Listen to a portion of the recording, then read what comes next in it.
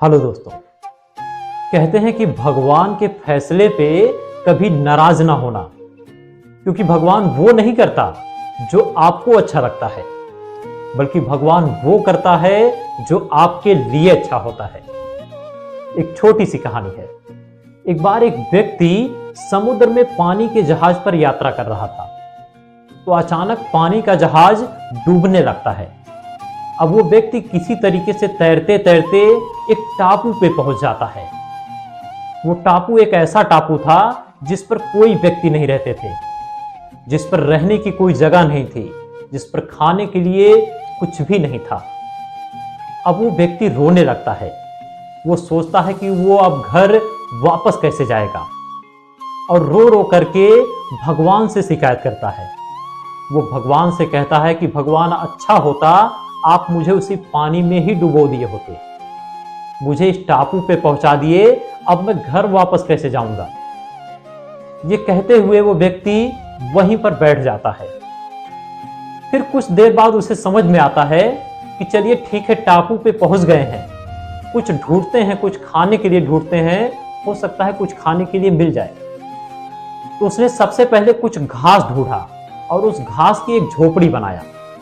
उसने सोचा कि पहले रहने की एक व्यवस्था बना लेते हैं, इसके बाद कुछ खाने के लिए ढूंढते हैं।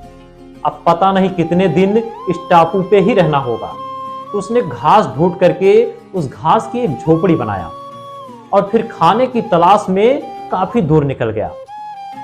जब वो व्यक्ति लौट के आया तो देखता है कि उस घास की झोपड़ी में आग लग गई है। वो घास की झोपड़ी खूब तेजी से जल रहा है और उसमें खूब ढेर सारा धुआं निकल रहा है। अब वो व्यक्ति फिर से रोने लगता है और फिर से भगवान से शिकायत करता है। वो कहता है कि भगवान, आखिर आप चाहते क्या हैं?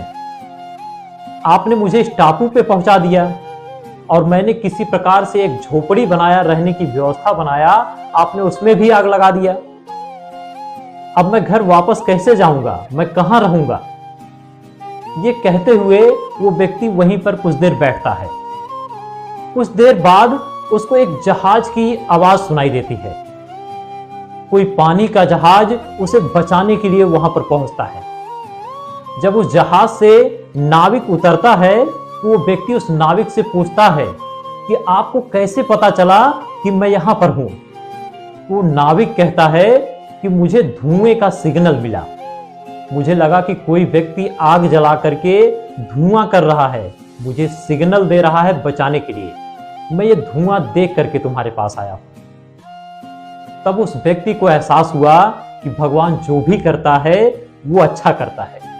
वो व्यक्ति उस नाव पर बैठ करके अपने घर पहुंच गया। इसीलिए कहते हैं कि भगवान जब किसी को कोई दुख देते हैं, कोई तकलीफ देते हैं, तो इंसान सिर्फ भगवान को ही दोषी मानता है।